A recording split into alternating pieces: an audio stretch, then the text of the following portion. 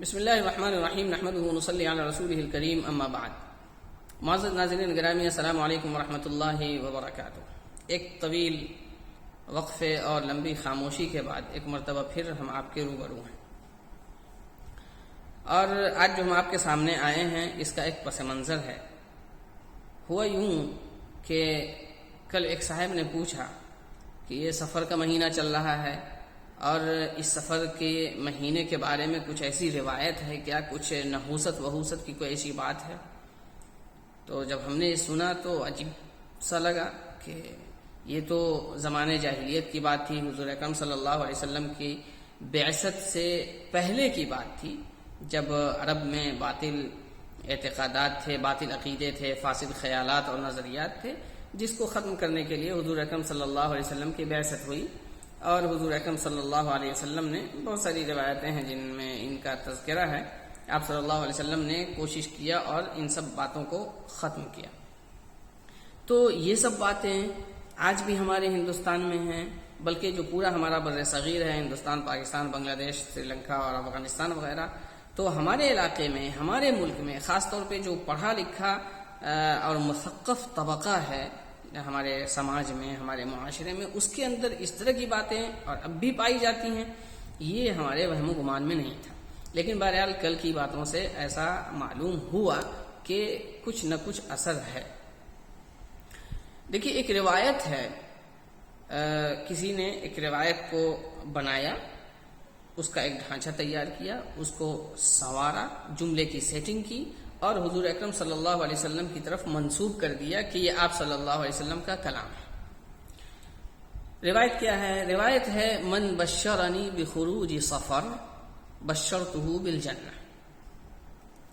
کہ جو مجھے اس سفر کے مہینے کے رخصت ہو جانے اور اس کے چلے جانے اور اس کے ختم ہو جانے کی بشارت سنائے گا، خوشخبری دے گا، ہم اسے جنت کی بشارت سنائیں گے، خوشخبری دیں گے.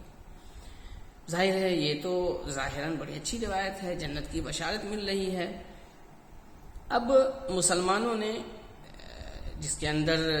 ایک مسلمان جس کے اندر حضور اکرم صلی اللہ علیہ وسلم کی محبت جس کے دل میں ہوتی ہے، ظاہر ہے جب وہ اس طرح کا کلام سنتا ہے، حضور اکرم صلی اللہ علیہ وسلم کا کلام اس کے کانوں تک پہنچتا ہے، تو ایک مسلمان کے اندر جو ایمانی جذبہ ہوتا ہے وہ بھڑکتا ہے، اور پھر وہ مسلمان یہ سوچتا ہے کہ آپ صلی اللہ علیہ وسلم کے اس کلام کو ہم لے لیں، اس کو ہم یاد کریں، اس کو ہم سمجھیں، اور اس کلام کے اندر جو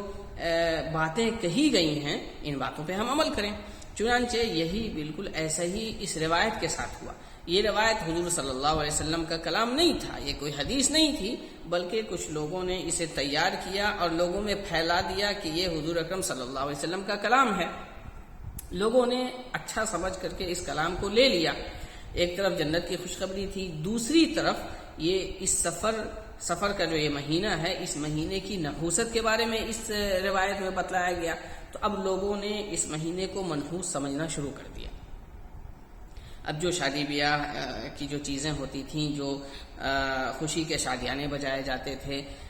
جو خوشی کے اسٹیج سجائے جاتے تھے، شامیانے لگائے جاتے تھے، یہ سب بند ہو گئے، بلکہ دوسرے لوگوں پہ بھی نکیریں کی جانے لگیں. اگر کہیں شادی کی تاریخ طے ہو رہی ہے تو منع کیا جا رہا ہے کہ بھائی یہ تو سفر کا مہینہ ہے اور انتہائی منحوس مہینہ ہے. اور بلکہ بعض جگہ سے یہ بھی خبریں آنے لگیں کہ اس مہینے لوگوں کا یہ عقیدہ بن گیا کہ اس مہینے کا جو آخری ہفتہ ہے اور اس آخری ہفتے میں جو بدھ کا دن ہوتا ہے، بدھ کے دن کے بعد کی جو رات آتی ہے، اس رات میں مصیبتیں آسمان سے اترتی ہیں اور بیماریاں نازل ہوتی ہیں. اس طرح کی باتیں لوگوں میں پھیل گئیں اس حدیث کی اس غلط اور جھوٹی روایت کی بنیاد پر. حالانکہ بہت ساری حدیثیں ایسی ہیں، ظاہر حضور اکرم صلی اللہ علیہ وسلم کو معلوم تھا کہ عرب میں آپ صلی اللہ علیہ وسلم کی بعثت ہو رہی ہے اور عرب کا ماحول کیا ہے اور ان کے باطل جو عقیدے ہیں وہ سب کیا کیا ہیں. تو حضور اکرم صلی اللہ علیہ وسلم کی بہت ساری روایتوں میں جو صحیح روایتیں ہیں ان میں ہے، جیسے ایک روایت ہے لا عدوى ولا طیرة ولا حامة ولا سفر، ٹھیک ہے، کہ یہ جو بیماریاں ایک دوسرے میں متعدی ہوتی ہیں، ایک دوسرے میں منتقل ہوتی ہیں، ان کی کوئی حیثیت نہیں ہے۔ سفر کے مہینے کو جو لوگ منحوس سمجھتے ہیں، اس کی اسلام میں کوئی حیثیت نہیں ہے۔ یہ جو مصیبتیں ہیں اور یہ جو بیماریاں ہیں، یہ سب قضا اور قدر کے فیصلے ہیں۔ اللہ تعالیٰ جہاں چاہے